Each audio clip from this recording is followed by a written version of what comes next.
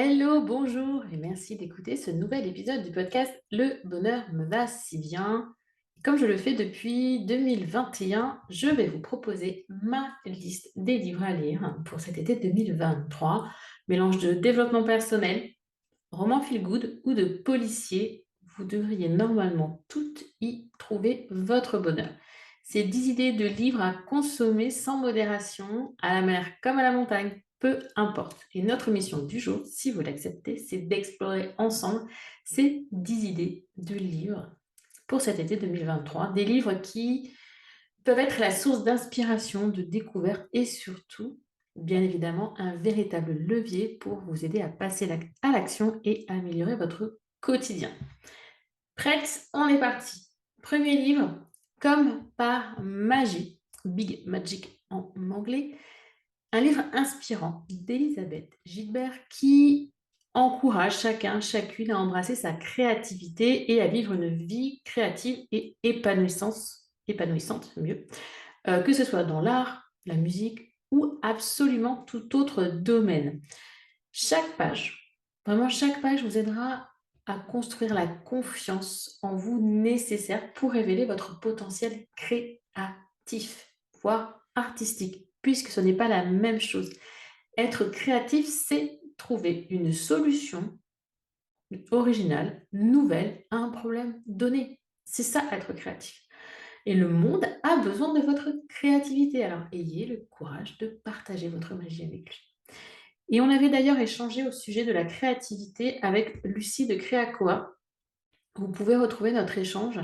C'est l'épisode Audace 001, Oser créer pour avoir plus confiance en soi. Et oui, puisque ça joue aussi dessus. Et vous pouvez l'écouter. Je vous mets le lien dans le descriptif de cet épisode ou de cette vidéo. Deuxième livre, un deuxième pilier pour ma cohérence, l'organisation. Développement personnel, confiance en soi, émotion, ok, mais il y a un deuxième pilier qui est pour moi hyper important, c'est l'organisation. S'organiser pour réussir, c'est le titre de ce second livre. Si vous n'en pouvez plus de votre to-do list à rallonge, lisez ce livre de David Allen. C'est clairement déjà un livre sur l'art de l'efficacité sans le stress. C'est mieux. La méthode, c'est la méthode GTD qui permet d'accroître vos capacités, d'améliorer, de fluidifier votre organisation et d'améliorer votre efficacité et également votre créativité. On en revient encore à la créativité pour la deuxième fois, et ce, sans multiplier vos efforts. C'est quand même génial. Ça ne veut pas dire que vous allez aller au bout de votre to-do list en ne dormant plus. C'est vraiment une des bibles pour moi de l'organisation, celle que j'ai en coaching, m'entendre parfois parler de 3 priorités jour, 3 priorités semaine.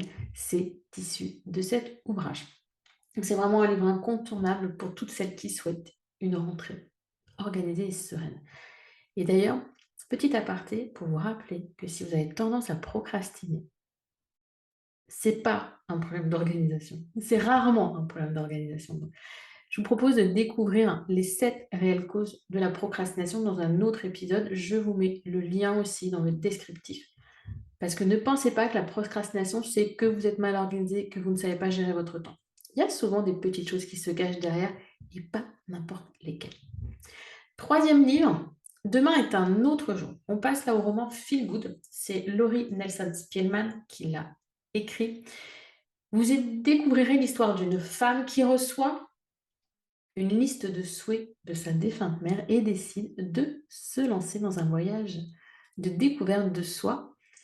Elle va en fait aller au bout de la liste de souhaits, peut-être ou peut-être pas, mais en tout cas, elle va essayer d'avancer sur cette liste de souhaits. C'est vraiment un roman bien-être, facile à lire, qui va vous embarquer dans un voyage, une aventure de découverte de soi empreinte d'optimisme et de résilience. Réaliser les souhaits d'une autre pourrait peut-être aider à trouver sa propre voie, son propre chemin. Prenez le temps d'écouter votre cœur. Il connaît déjà la route. C'est ce qui pourrait sortir de ce livre. Le quatrième livre, c'est Le bonheur est dans le peu de Francine G, qui nous invite à repenser notre rapport aux possessions dites matérielles et à trouver le bonheur dans la simplicité et l'épuration. Cette lecture pourrait bien, on va le dire clairement, révolutionner votre rapport aux choses. Dans une société où la surconsommation est de rigueur, même si ça change un peu en ce moment, revenir à la simplicité et au moment présent ne peut faire que du bien. Un esprit épuré, léger, conduit à une vie épanouie. Cherchez la qualité, pas la quantité. Et le deuxième livre, celui sur s'organiser pour réussir, va parfaitement avec ça. Vraiment, épuration, esprit léger. Le cinquième, c'est Le courage d'être soi, un des livres de Jacques Salomé, dont moi, Audrey, coach de vie, j'apprécie particulièrement le travail. Libre à moi et libre à vous de ne pas l'apprécier, bien sûr. C'est un livre qui invite à développer l'estime de soi et à se libérer de ses peurs, des jugements pour exprimer sa véritable identité.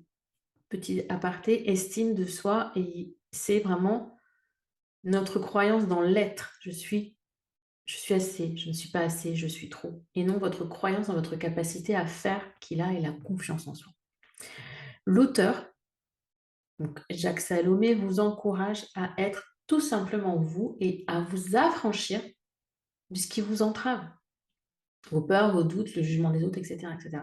Soyez audacieux, soyez authentique, soyez vous-même. C'est dans votre unicité que réside votre véritable force.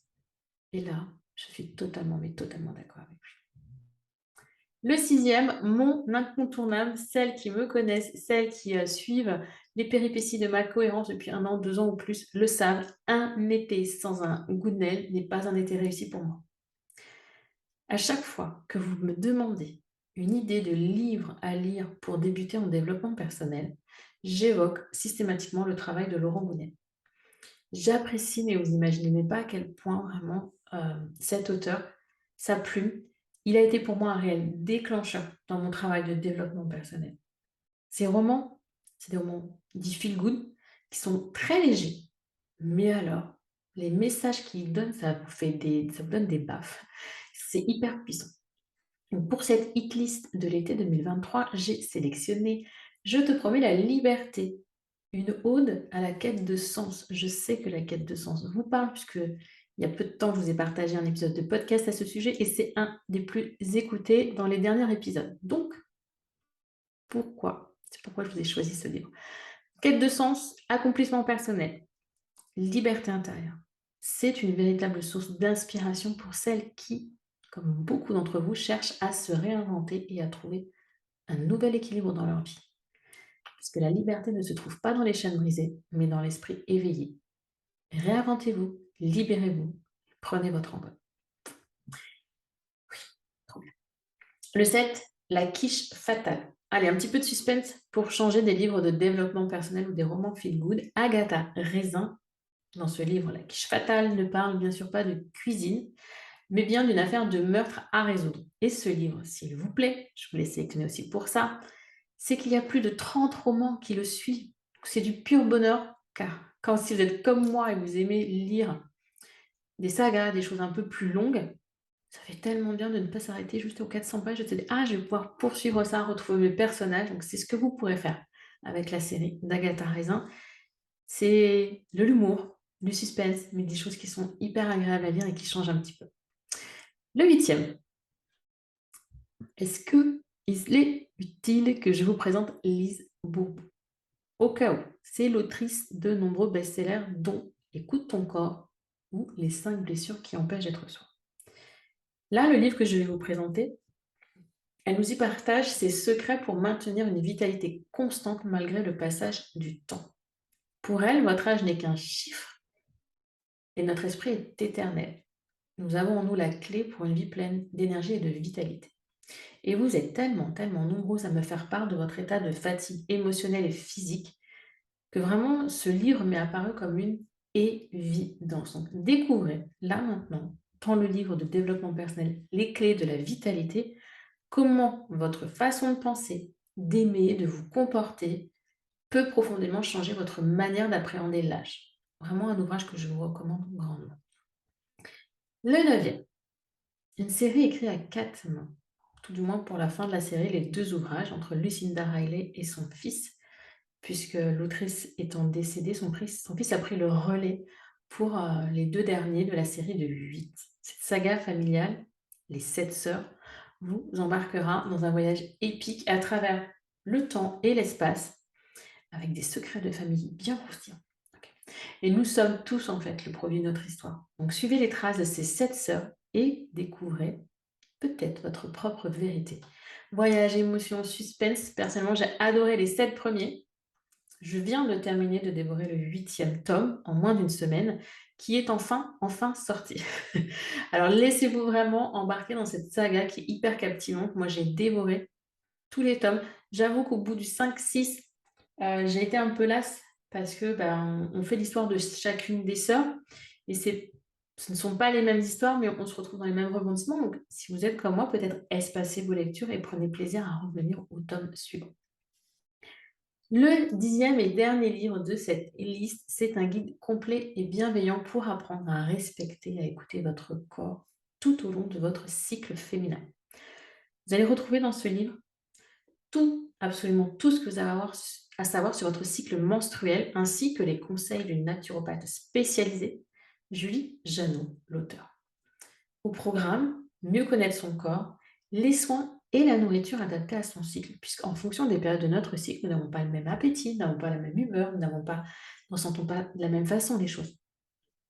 Donc vraiment, apprenez le langage de votre corps et il vous parlera de vous, puisque c'est là que se situent vos émotions, c'est là que se situe vraiment l'essence même de votre vie et de là où vous devez aller. Votre corps vous guide. Donc devenez vraiment ami avec votre corps, devenez-en la gardienne, protégez-le, prenez-en soin. Ces 10 idées de livres, j'espère qu'elles vous plaisent. Je refais un petit tour rapide. Donc, comme par magie, on parle de créativité, s'organiser pour réussir, ça porte son nom. Demain est un autre jour, léger, mais tout de même, on travaille un petit peu. Le bonheur est dans le peu, version le bonheur minimaliste épuré. Le courage d'être soi, on va parler d'estime et de dépasser son ego. Gounel, mon préféré.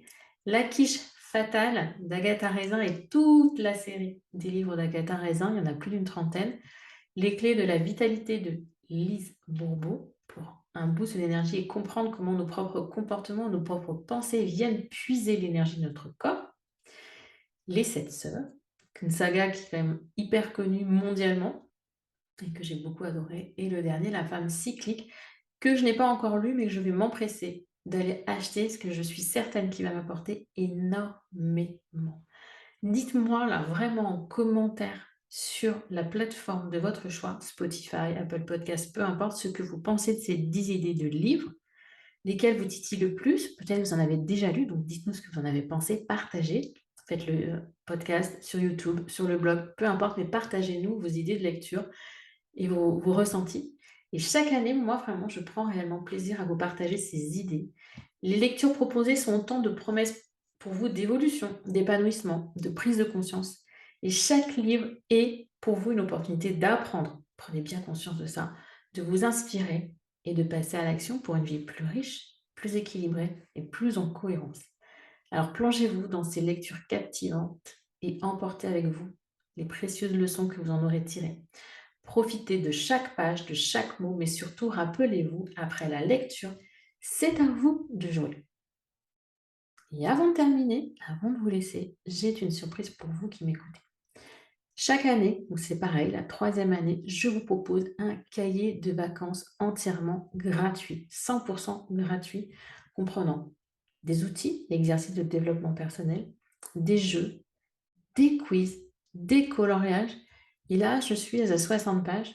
Il est entièrement gratuit. Vous pouvez le télécharger tout simplement en allant sur le site macohérence.com. Vous regardez, vous téléchargez le cahier de vacances.